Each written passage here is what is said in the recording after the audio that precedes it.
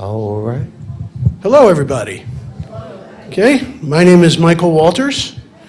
You know my mother-in-law, Joanne Smith, and a few months ago, in March, I published a novel called American Impasse, which is a story of how people from varying backgrounds experience this country differently. It's a story of race in the United States through the lens of two families, and it's over several generations. And what I'm going to do is I'm going to read a few passages that indicate how the story evolves. There are three protagonists in this novel. One is the man who is African American who figured out how to reverse the effects of climate change. His wife, the second protagonist, is an American woman of Haitian and Chinese descent who helped rid the world of COVID by 2024 in this alternate reality. The third protagonist is the final coal CEO in the United States, and the implication is the world. That coal was gone by 2032. Okay, and he is the last one. And they all work together. So in a sense, looking at the story from a positive perspective, they are all heroes. But, as the title conveys, and as the look of the book conveys,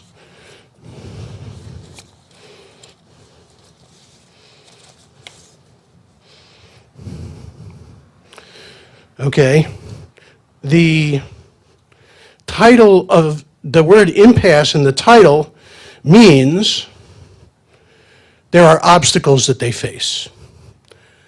And those obstacles at various times, especially the beginning where it's implied, and at the end where it's implied less and more direct, those obstacles will not cease to be thus.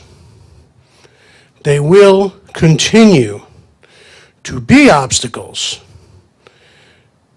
in the process of unifying people from disparate backgrounds who are trying to form a better future for all. Okay, so with that, I'm going to read a passage on how the environmental savior and the doctor meet. Okay, with a little background. His name is Keith, and he changes his name to honor his grandmother. But at this point, his name is Keith Davis.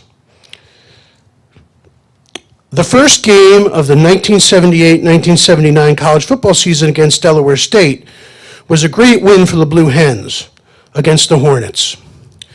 As had occurred many times as a high school athlete, Keith Davis, son of Marion Davis, would be the gridiron hero.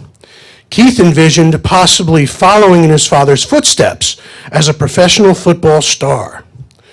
Trailing by 4 with less than 2 minutes left, running back Davis waited in the backfield and blocked a rushing blitzer. Quarterback Scott Bruner, actually, he was a real quarterback. One thing I will add about this book, I take real events that occurred and I splice them with fiction. Scott Bruner was a real quarterback. If you're from the Northeast, you remember he played for the New York Giants. Quarterback Scott Bruner evaded the linebacker, and Davis snuck out into the open field. Before getting sacked, Bruner dropped the ball like a teardrop into Davis, who ran untouched down to the Hornets' 1-yard line. To the line, Bruner yelled, no timeouts, X, 3Y, 4, 5, 6, calling the play. Davis knew this would be a fake handoff to him and a corner pass to the tight end in the end zone. A brilliant call, Davis thought. They'll converge on me and Eddie will be wide open. He's only caught one pass all year. Who'd expect this? Eddie's got great hands. The radio call by Greg Richards. Bruner back to pass, fakes the handoff to Davis. Rolls right. St. Mark is wide open. Bruner drops it in. Touchdown! UD wins! Analyst Wade Jones. What's happening with Davis? He can't get up. He can't celebrate. He's hurt. UD's best NFL prospect in decades is injured, and it's serious. The entire defense converged on Ruby Lane's grandson, expecting him to get the ball. 2 linebackers and 1 defensive lineman, about 700 pounds of humanity, had crushed him below them, thinking that would bring them victory. The force of being tackled without the ball by 3 behemoths broke Keith Davis's leg below the knee, as Davis's roommate scored the winning touchdown. You can play football again, the doctor said after the surgery. However, the rehab will take you into next summer. This meant Keith would not be able to play basketball or baseball either until the 1979-80 school year. As Keith pondered his options, Mother Mary called her son to first tell Keith about the onset of Father Marion's dementia. Speculation was brewing in the late 1970s as to why many former NFL players had brain injuries, but such investigation was a fraction of what it turned out to reveal in the 2010s. Keith, like many of his teammates, Troy St. Mark included, loved football and would risk his life and post-career health to play it professionally. Troy Edward St. Mark, Eddie, to many of his friends, son of a Haitian father and Chinese mother, was part of a new multicultural world to which Keith Davis was introduced at the University of Delaware. St. Mark wanted to see how his roommate was doing after Davis's first big injury in more than a decade of playing 3 major sports.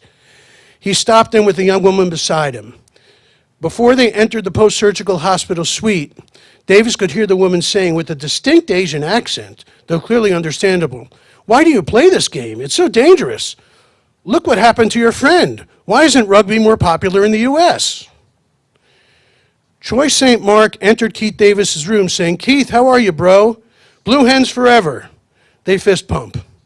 "Buddy, meet my sister Jackie. She's visiting from Taiwan where she was living with my mom." Both Keith and Jackie signed Keith's cast and left gifts.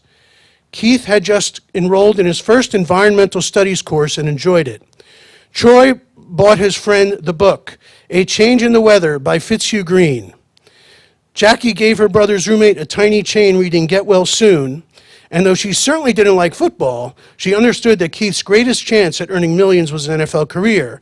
So to encourage him to rehabilitate, she bought him a book of short stories entitled When These Players Thought Their Careers Were Over. Marion Davis's worst injury was a torn labrum, incurred when he jumped up for a pass and got hit by Hall of Famer Tom Landry. Davis is fake. You probably know that Tom Landry is real. Surgeries were not trusted to fix them in the 1950s, and rehabs are long. But Marion completed his and recalled speaking to sports writer Len Potek about the process. After returning from the shoulder injury, Marion Davis had his best years, enabling him to become a Hall of Fame candidate, though he never made the vote. Those years facilitated local endorsements in New York and Cleveland, where Marion Davis played most of his career. Keith Davis remembered Len Potek's picture on the inside of the book gifted to him by Jackie and smiled, a tear dropping onto his hospital sheet. "Are you okay?" Jackie St. Mark asked. "I'm good," Keith Davis said, declining to share the significance of the book with the young woman he just met. The meeting in the hospital room would be exponentially more meaningful to Keith Davis's and Jackie St. Mark's grandchildren.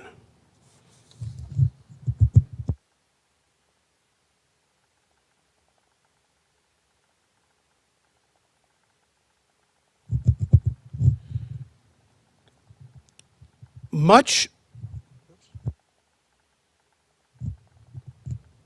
Does this work? Okay. Yeah. So much of this book takes place in a fictitious city, I guess we could say, in West Virginia called Freeland, situated between the cities of Beckley and Welsh. And in this city, in the early 90s, it's discovered that a new type of ore is in the earth, and it increases the strength and power of the coal that they mine there. But as this is happening, people start to get sick and a few people die. There's a cover-up, though. So nothing is ever done about it on a national level.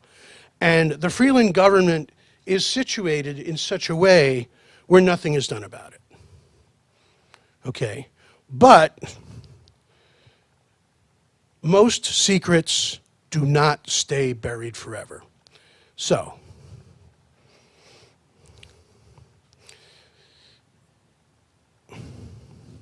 this is the late 2020s, a year that in reality we have not gotten to yet. The miner meetings were held in a hall adjacent to the mine. Rules stated that for organization purposes, all mine cars should be returned to the mine interiors before any meetings started. For the first time in years, a miner left a car outside. All four children of one miner, Jeremy Wagner, 42, in the back of the room from whence the racial slurs came, thought it would be cool to ride the mine car home. The car had a rusty look to it, as if it had been in iron all day long. The kids, three brothers, Greg, 17, Arnie, 11, and Kenny, 8, and one sister, Marla, 9, rode in a car inundated with iron 3553 for 3 blocks. Decades earlier, kids would ride the same mine cars for fun because the Freeland coal cars were sleek. The kids had gotten accustomed to walking home before the meetings, but surprise, there was a car. Arnie, Kenny, and Marla were in the transport area while Greg steered. On May 12, 2029, though the weather had been consistently in the 60s, after their ride, each Wagner child began sneezing and coughing. Jeremy Wagner's wife, Marjorie, a homemaker, suggested Tamiflu. Each child took some.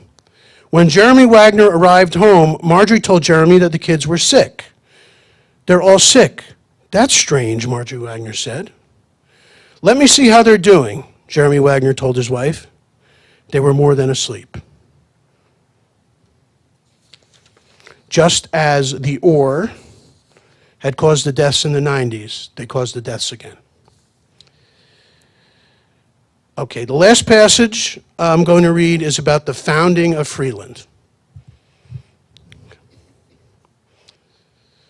This comes from the chapter 19th Century Refuge. On horseback, they rode through Virginia, which saw their ranks triple. Then they crossed over a mountain range. We're free here, Josiah Freeman stated, recalling his reading of maps in the freedmen's camp. There's Beckley, there's Welsh. We're in between them. Let's camp. Legend says that before his eyes went shut after his 1,000-mile journey through and out of the South, he said, as almost an afterthought, "This is free land." The monument at Freeland's founding site, where Josiah Freeman purportedly got off his horse and slept, reads, "Here we found Freeland, West Virginia, a peaceful refuge from a nation of strife, a shining city on a hill where people can start anew after struggles, America will say no to slavery forevermore. Josiah Freeman, April 29th, 1867. The monument at the corner of Anthracite Way and Miners Court in modern Freeland borders on a creek with pure blue water, the only such creek in the Northeast. It had gotten bluer over the years, from baby blue to royal blue.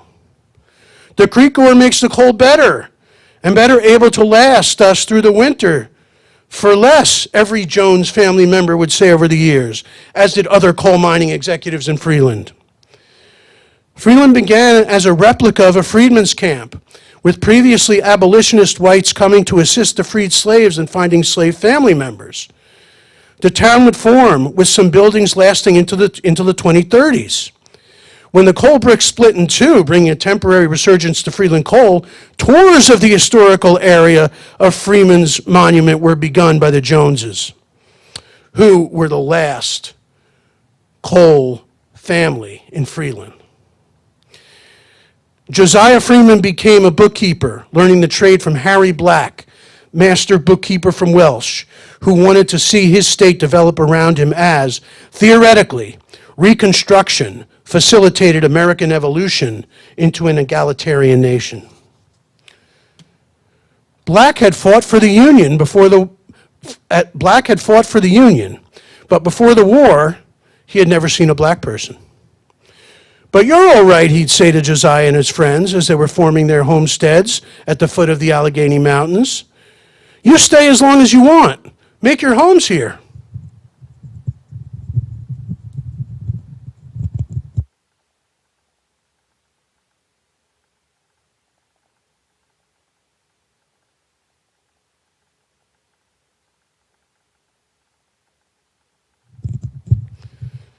Does anyone have any questions about anything? Comments? I had a question about your including real names of real people in there. Do you have to get permission from the people whose names you include, like, or can you just use their names in a book of fiction? You can just use, unless I would consider having to ask if I said in fiction that, let's say, Scott Bruner committed a crime while he was quarterback of the Blue Hens. Yeah, but to say he was there, I mean, other actual people I mention include Representative John Lewis, the former Georgia congressman. I say that he was friends with Keith, because Keith is a former congressman himself.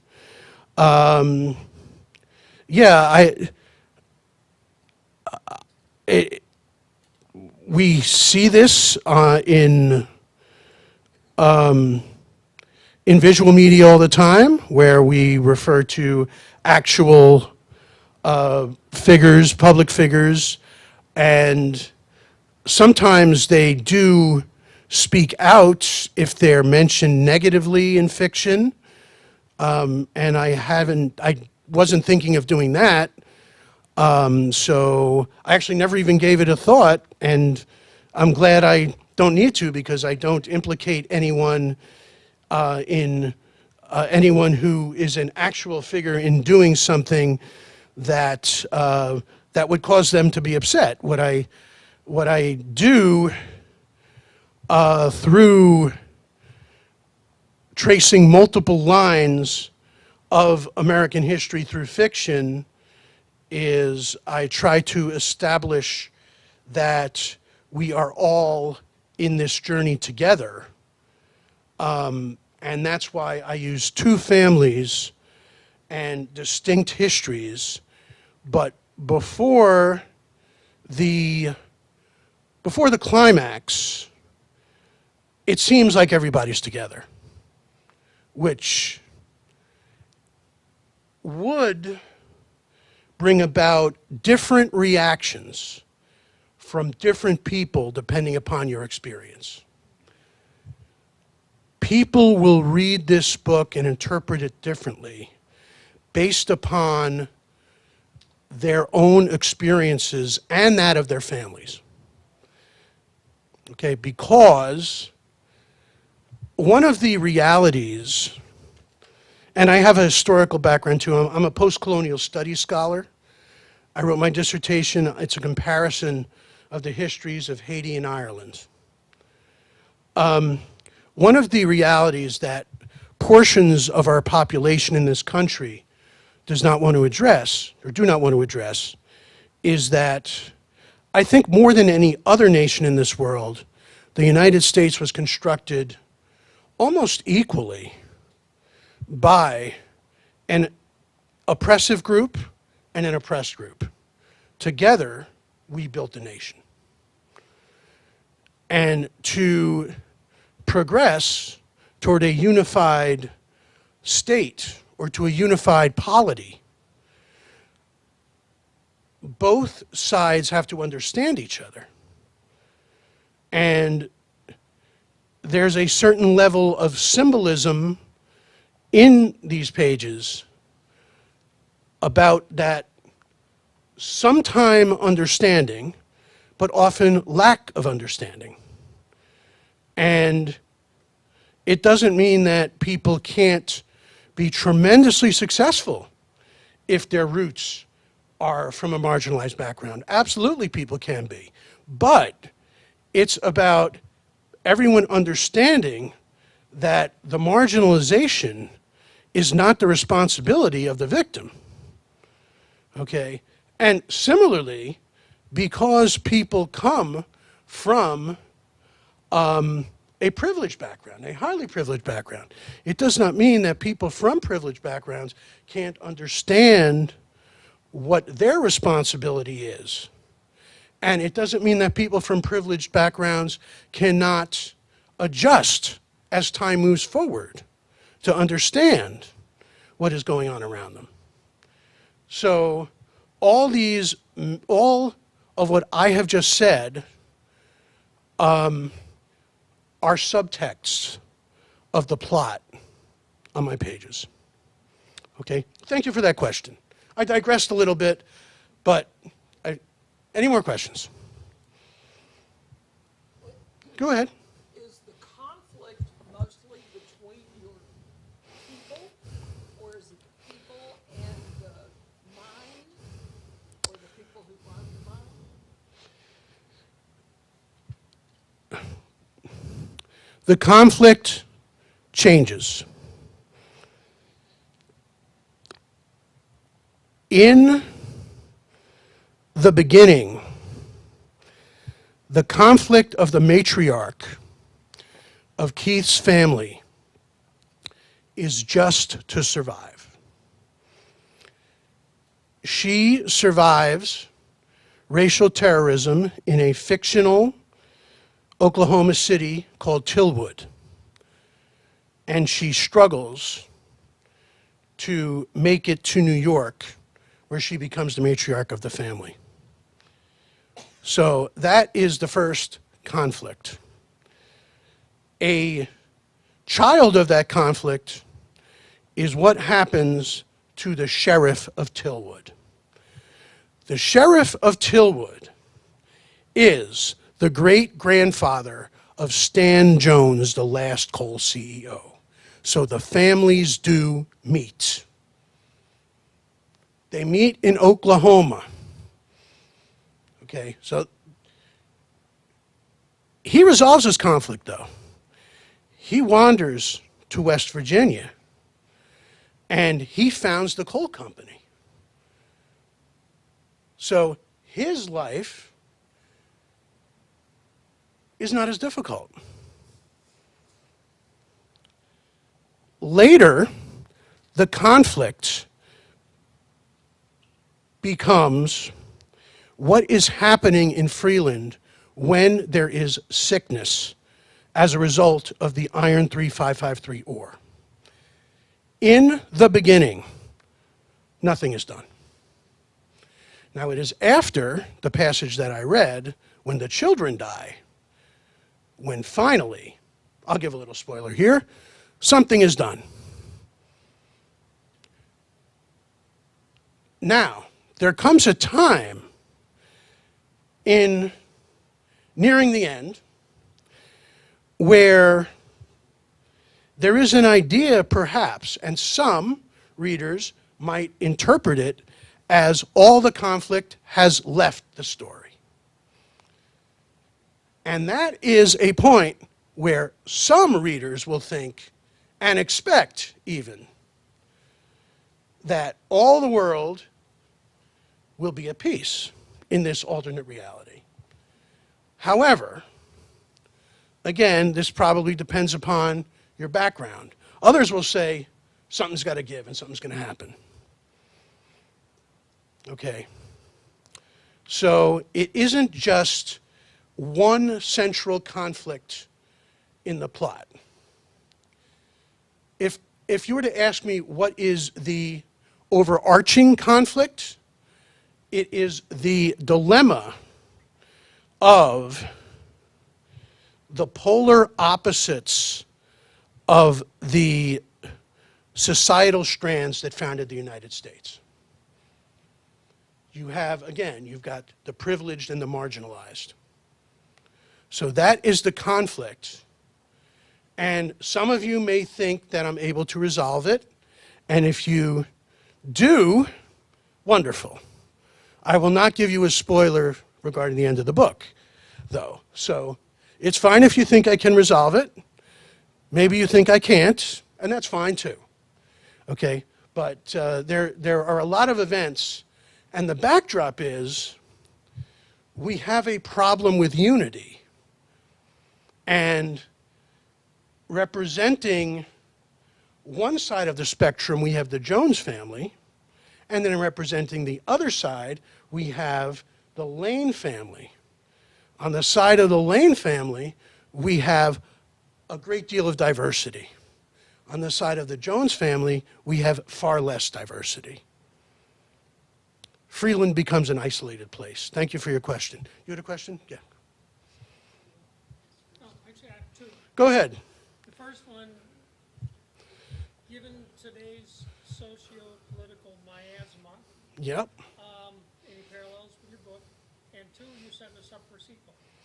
Okay, so the truth is I have to wait for at least the 2026 midterms before I do my sequel, which I do plan to do. I have to see how things are going. So I'm so glad you asked that question, because the first iteration of this book I wrote in 2019. This was before COVID.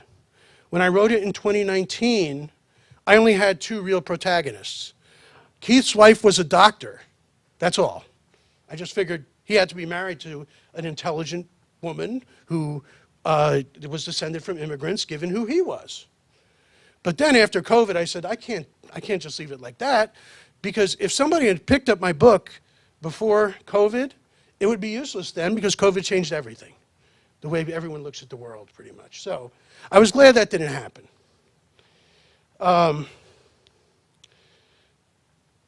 So I'm sorry, your question was, does it, am I answering it, or am I digressing? You're working there. Okay. You're getting on the roundabout. Okay, so Parallel. because I didn't make any central changes to the plot as I revised it after COVID, there is nothing mentioned about what is happening now. I do, however, reference some controversial topics, such as immigration policy from 2016 to 2020, and I reference the controversial idea of slavery reparations a few times. Okay, so, yeah, I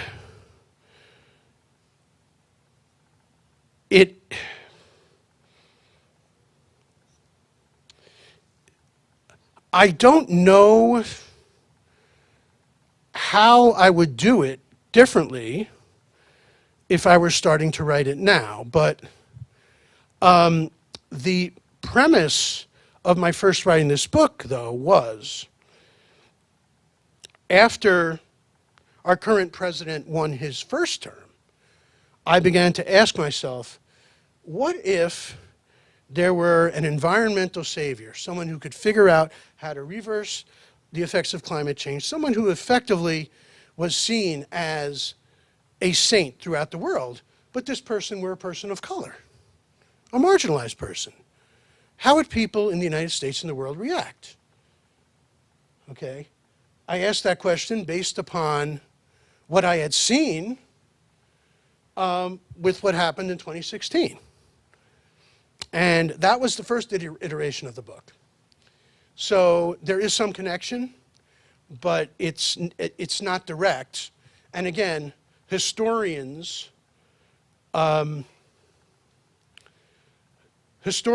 would be better at making direct connections. But there are, see, what I'm finding is, as I notice what's happening more and more today, though, I think what I have constructed becomes more and more relevant, not because I planned it that way. Okay, what was your second question? That was it. Oh, that was it? I had a Oh, I did? Okay, go ahead. Is there any one sort of event in your life that caused you to write this book, or is it sort of a culmination of experience? Okay, I don't like to say his name, but my post-colonial studies background and Donald Trump's first election inspired me to write this book. Okay, because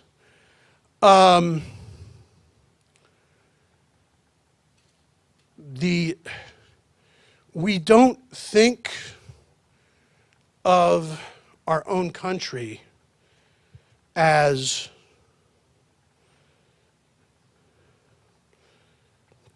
excuse me one second.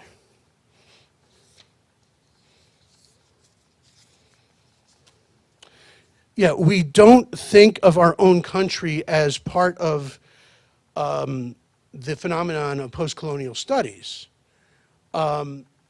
However, in post-colonial studies, the people of the colony are always controlled by the colonizer. And marginalized people will often see themselves as colonized, even if they are citizens of that country. Okay, so the idea that marginalized people are being disregarded relates to post-colonial studies. And people who were very surprised about the 2016 election, and perhaps less surprised about what happened last November, wonder why such a thing could happen. And some questions about that, I believe, are answered in my book through fictional characters. The way people will talk one way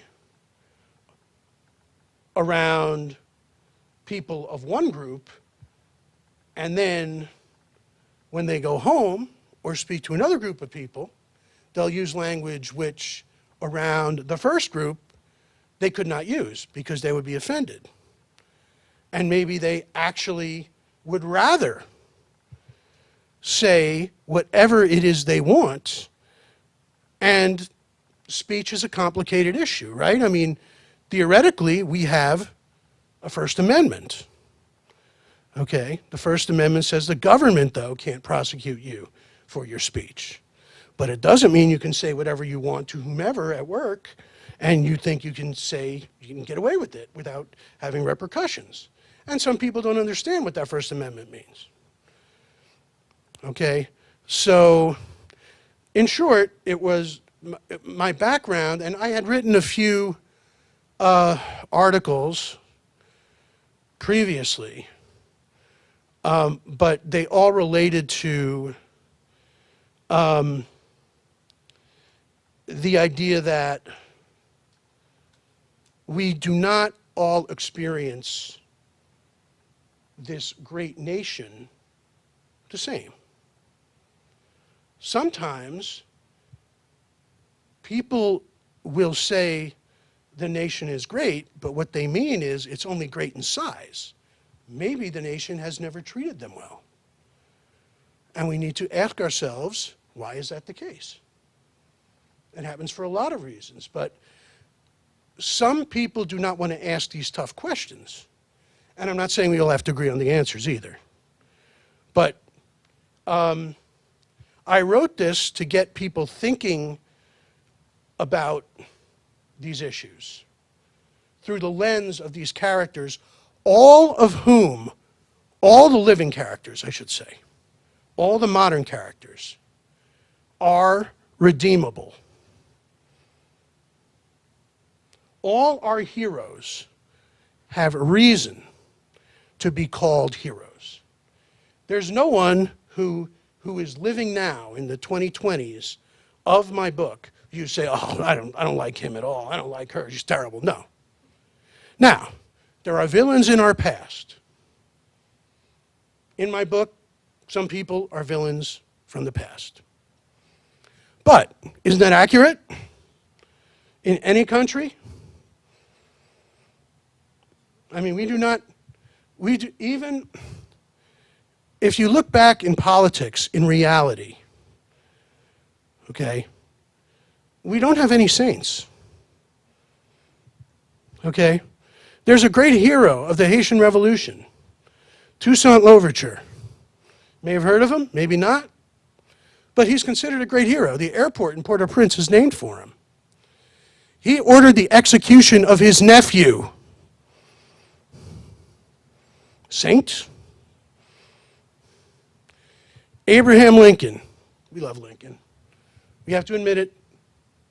95% of this country loves Lincoln.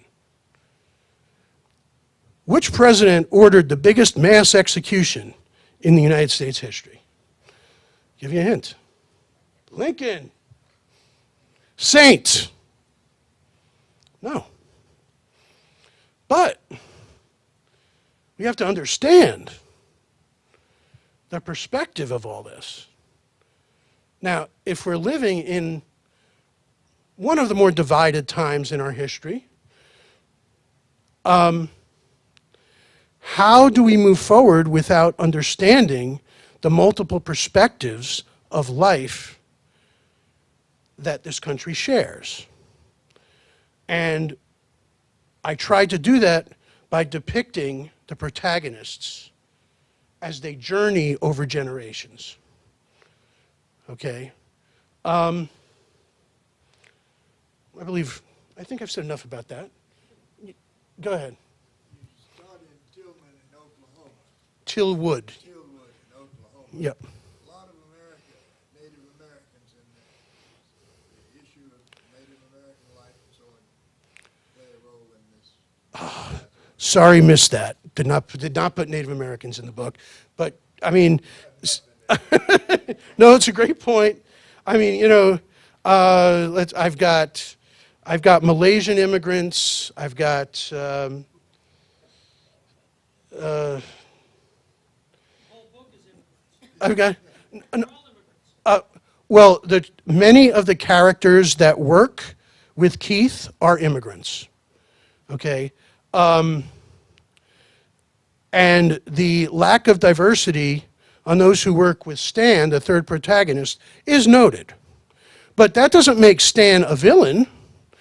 That just means that Stan grew up in an environment where that's just how things were. And Stan is not transfixed in the past. Stan would not be a hero if he did not decide he wanted to work with Keith and Jackie. They decide they must work together. But the question that they ask themselves, and that I hope all readers ask themselves as they read the book, is, will it be enough? Is it enough? And then you find that at the end, because that's a spoiler I won't give you. But, yeah, unfortunately, or I'd have to say fortunately, I couldn't inject details of all the tapestry of the United States population. I couldn't. But I did include, excuse me, I included things, I remember I was watching, while I was writing this, I was watching an episode of Blue Bloods on CBS, and they mentioned immigration from Malaysia. So I figured, yeah, let's make the scientist Malaysian. Because we have Malaysian immigrants here, we have Yemeni immigrants here, we have Spanish immigrants here, we've got Dominican immigrants here, and sometimes we have immigrants whose parents come from two very different backgrounds. The scientists that work with Keith on remediating the areas affected by climate change are Radha Chesnikov Patel. She's Russian and Indian, and Juanita Velez Nguyen. She's Dominican and Vietnamese. So Keith represents the diverse parts of the United States. Unfortunately, there are some parts that do not welcome diversity yet. I believe that number is shrinking, but some of those regions are very resistant to change. And in that way, and as I said, Stan is not a villain. He is a protagonist and he's a hero like Keith and Jackie. Stan decides it's time to move forward. So he does. But we have to ask, is what Stan is doing enough for us? For us. That could be big U, big S, United States. Or is it enough for me or for you? Okay, so those are, again, those are the issues those are the overarching issues of the book. More questions, anyone? Going once. Go ahead. A philosophical pondering point. Go ahead. Are we truly post-colonial? I would say, no, I have an answer. I think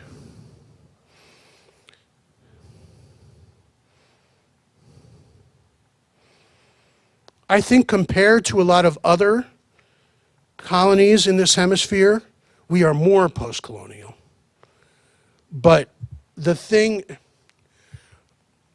about colonies is, as a result of colonialism,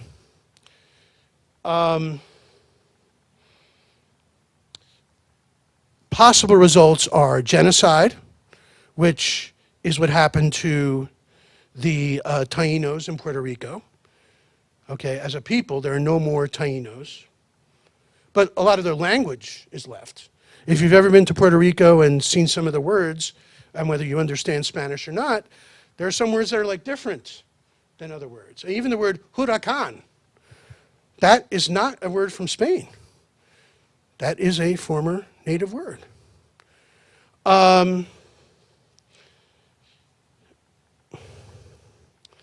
I think the plan to radically assimilate or murder Native Americans in this country, that was an attempt to make the West post-colonial. But it failed, okay, just as most movements to eradicate people do fail. There's a lot of damage done to the culture, to the numbers in the population. But I think one reason why we might be more post-colonial as a nation than others is because we are so diverse. It means, well, I'm going to sound a little 4th of July-ish, but that's okay. It's 4th of July. E pluribus unum, out of many one. So that means that the idea that we had many, many groups here some of whom were treated very badly by the United States if they, from their native land or in their native land, for whatever reason, they're here, and they may find their opportunities to transcend whatever obstacles they would have encountered had they stayed where they were. It means that we are more post-colonial. I mean, if we were to compare the United States to the second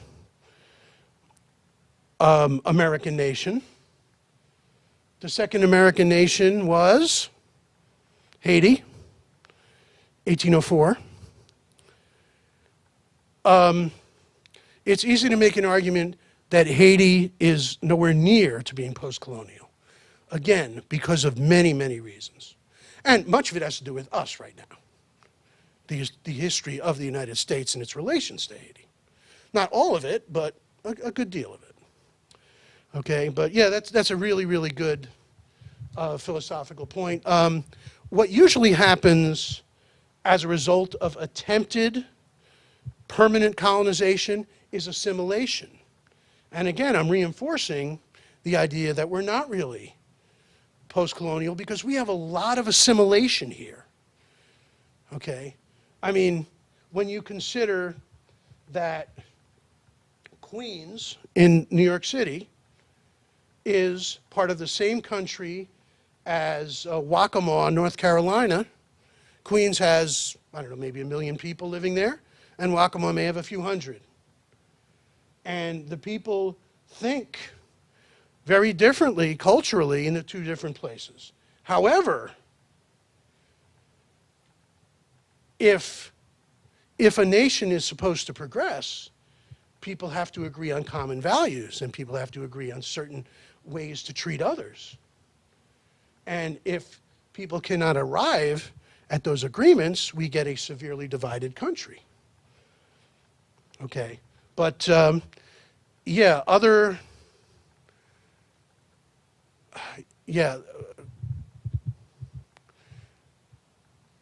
post-colonial studies is all about degrees. So I would say, again, we are far less, or far more post-colonial than most other former colonies.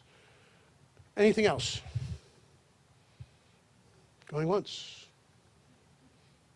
Going twice. All right. Thank you all for your time.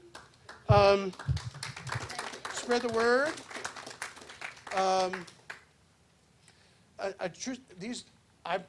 True story about these pants. Andrea can verify. This is my wife right here, Joanne's daughter. I sing in a choir back home in New Jersey, and we were supposed to perform, so I got these black pants like 6 months ago. And our show was canceled. So I was thinking, I'm never going to wear these pants. If you had told me the first time you're going to wear your black dress pants is going to be at a book discussion at Scotia Village in Laurinburg. Surprise, surprise. All right.